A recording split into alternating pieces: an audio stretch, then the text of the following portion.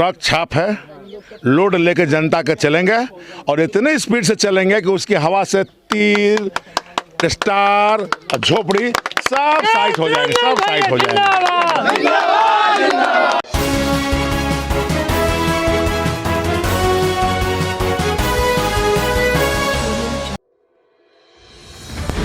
नमस्कार, आप देख रहे हैं बिहार लाइव टुडे। मैं हूं केशव सिंह। जी हां, बिहार विधानसभा चुनाव की तारीखों का ऐलान हो चुका है। पहले चरण के मतदान की प्रक्रिया कहीं न कहीं कुछ दिनों में प्रारंभ होने वाली है। इसी क्रम में आज हम पहुंचे हैं पटना से करीब 50 किलोमीटर की दूरी पे पालीगंज विधानसभा क्षेत्र।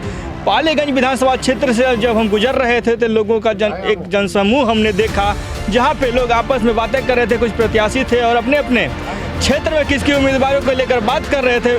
हमें ये जानने की इच्छा हुई। आइए कुछ लोगों से हम बात करते हैं। क्या नाम है, इस क्षेत्र के विकास के लिए इनका क्या अहम एजेंडा है और किस पार्टी से हैं ये? सर, सबसे पहले स्वागत। थैंक यू, धन्यवाद। नाम क्या हुआ सर? मेरा इंजीनियर राकेश रंजन हुआ। राकेश रंजन यहाँ पर हम निर्दलीय प्रत्याशी के रूप में पालीगंज विधानसभा क्षेत्र से नामांकन किया है और मेरा ट्रक 21 नंबर है। कहीं ना कहीं ये ट्रक की रफ्तार कहाँ तक जाएगी? देखिए, ट्रक की रफ्तार, ट्रक तो खाली चलता नहीं है, पूरा जनता का लोड लेके चलता है। तो ट्रक ऐसा है, अभी हाईवा ट्रक है जो पूरा जनता का लोड के लेकर भी अब फुल स्पीड से चलेगा। कहीं पालीगंज में एक बदलाव को उम्मीद लगाई जा सकती है आपके नेतृत्व में? पालीगंज में बदलाव की नेतृत्व लगाई जा सकती है। यदि नहीं लगाई जाती तो एक निर्दलीय उम्मीदवार इतनी मजबूती से कैसे लड़ता?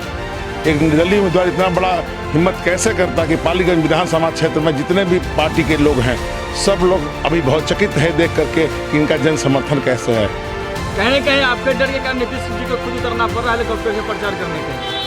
अभी तो पालीगंज में देखे थे, हेलीकॉप्टर के लिए तैयारी था और बहुत सारा अधिकारी थे, सिपाही या पुलिस, तो जनता तो नहीं दिखलाई दी हमें। ये डर है क्या उनको कि चुनाव हार जाएंगे पालीगंज उनको, नीतीश कुमार जी को, क्योंकि खुद वो हेलीकॉप्टर से उतर रहे हैं? देखिए, नीतीश जी हैं, हमारे मुख्यमंत्री, माननीय मुख्यमंत्री हैं, तो उनका अधिकार है हेलीकॉप्टर से उतरने का। हम लोग हेलीकॉप्टर वाला, हम लोग जमीन के आदमी है। लेकिन ये कंफर्म है कि इस बार जमीनी नेता ही, इस बार उन्हीं की विजय होगी जो जमीनी होंगे। हवाई वाला लोग सब लोग धराशायी होंगे। इस बार जनता देख रही है तमाम दल बदलुओं की। पालीगंज में खास करके इस बार दल बदलू, दोनों लोग दल बदलू हैं। दोनों जो मुख्य पार्टी के लोग हैं दल बदलू हैं और एक तो जो आए हैं जो विदेश से आए हैं। तो बाहरी लोगों को कोई प्रश्रय नहीं देगा। इस बार पालीगंज स्थानीय अपने नेता को बेटा चुनेगा। और खास करके मैं ये बताना चाहता हूँ पालीगंज के तमाम वासियों को कि आपका घर का बेटा ही सेवा कर सकता है। कहीं न कहीं इस क्षेत्र में कुछ समस्याएं हैं, विशेषकर कमीशन खोरी की, सड़कें खराब है। इसका कारण आप किनको देना चाहेंगे? किस कारण से इतना विकास नहीं हो पाया क्षेत्र में? क्या सरकारी तंत्र है, सरकारी तंत्र में कहीं न कहीं कमी तभी तो है पॉसिबल है। कहीं न कहीं मॉनिटरिंग लॉस है, सरकार अफसरशाही व्यवस्था में लॉस है। अफसरशाही व्यवस्था में कहीं लोग ठीक से इसको देख नहीं पाते हैं। सरकार के कार्यों का क्रियान्वयन सही ढंग से नहीं हो पाता है। सरकार की जो योजनाएं हैं, भारत सरकार की बहुत सारी योजनाएं हैं, उसको धरातल पर नहीं उतारा जाता। कहीं न कहीं मॉनिटरिंग लॉस है। आप एक इंजीनियर पेशे से क्षेत्र से जब जीत के जाएंगे, यहाँ के युवाओं के लिए क्या काम है? देखिए, इंजीनियर पेशे से हैं, साथ साथ हम व्यवसायी भी हैं और रोजगार सृजन हमारा अहम मुद्दा है। खास करके हम पालीगंज में उन तमाम बेरोजगार युवाएं हैं उनके लिए काम करेंगे। खास करके जैसे उसे स्वावलंबी बनाएंगे, उन्हें अपने आत्मनिर्भर बनाएंगे। सरकारी नौकरियों का वादा देकर उन्हें ठगने का काम नहीं करेंगे जो पूर्व में लोग करते रहे। सरकारी नौकरी का एक सिस्टम होता है, सरकार के पास जितनी तंत्र होगी, व्यवस्था होगी, उसी का अनुभव लोग कर पाएंगे।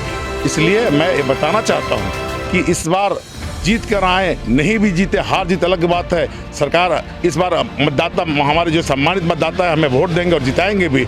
लेकिन मैं निरंतर पालीगंज के लिए, तमाम युवाओं के लिए हर समय काम करता रहूँगा जिससे उनका रोजगार का सृजन हो। जैसे मान लीजिए कि वो युवा हैं और घर में कुछ करना चाहते हैं, उनका बैकग्राउंड खेती है, तो उनको बोलेंगे कि आप फिशरी का काम करो, आप गॉटरी का काम करो। और उत्तम कैसे खेती हो, कैसे कृत्रिम खेती हो, कैसे औषधि का खेती हो, उन सब चीज़ों का गाइडलाइन उनको देंगे। और उसके अलावा अतिरिक्त बहुत सारी और भी बहुत सारी योजनाएं हैं सरकार की, उस सरकारी योजनाओं का भी उनको लाभ दिलवाएंगे। महिला सशक्तिकरण पे क्या होगा आपकी सबसे मुख्य बातें? महिला सशक्तिकरण के लिए देखिए, सबसे पहले तो हम एक यहाँ पर नोडल सेंटर खुलवाएंगे, एक हेल्प डेस्क सेंटर, जिसमें महिलाएं आकर के अपनी समस्याओं का लिखवाएंगी और उस पर हम लोग फोकस करके एक महिला टीम गठित करेंगे जिसमें ज़्यादा महिलाओं का ही उसमें उसकी कमेटी बनेगी। उसके बाद ऊपर से हम भी मॉनिटरिंग करेंगे और उनको उससे लाभ मिल सके, उनकी लड़ाई हम मिल के लड़ेंगे। आपके क्षेत्र में एक और प्रत्याशी हैं, थाली पीट रहे हैं और वोट मांग रहे हैं, क्या लग रहा है थाली पीटने से वोट मिल जाएगी? तो थाली पीटने के और वोट मांगने की बात तो जब थाली पीट के बहुत कुछ हुआ है।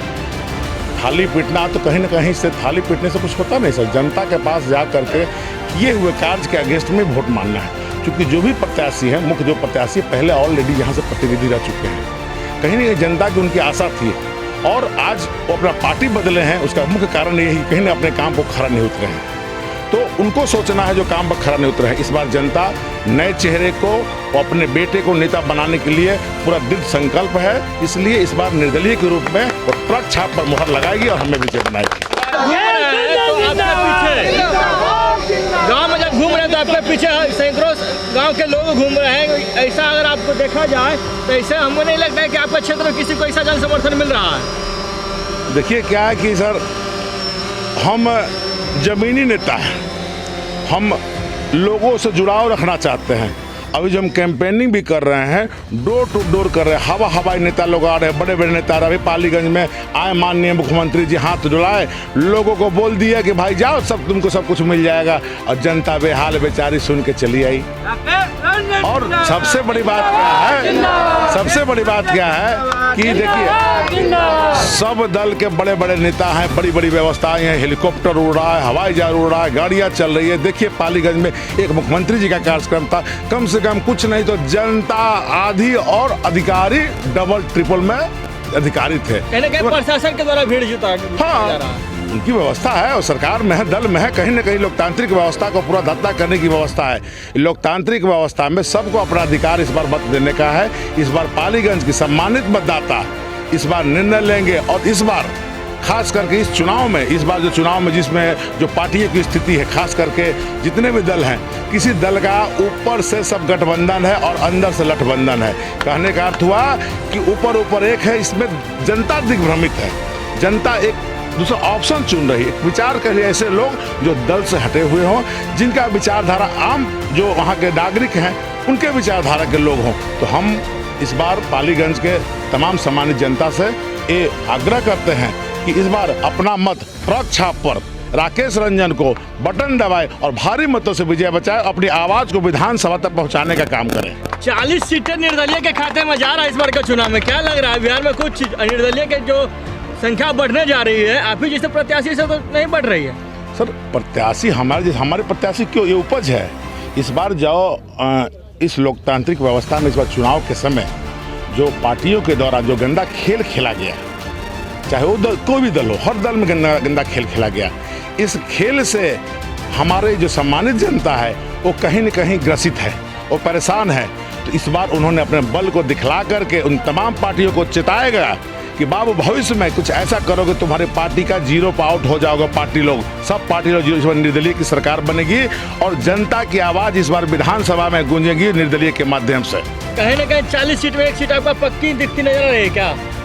40 में एक आपका पालीगंज विधानसभा? 40 में नहीं, इस बार 15-20 निर्दलीय जीत रहे हैं, भाई लिख के रख लीजिए। सीट जीत रहे हैं, ओपिनियन परसों ही आया है पूरे बिहार का।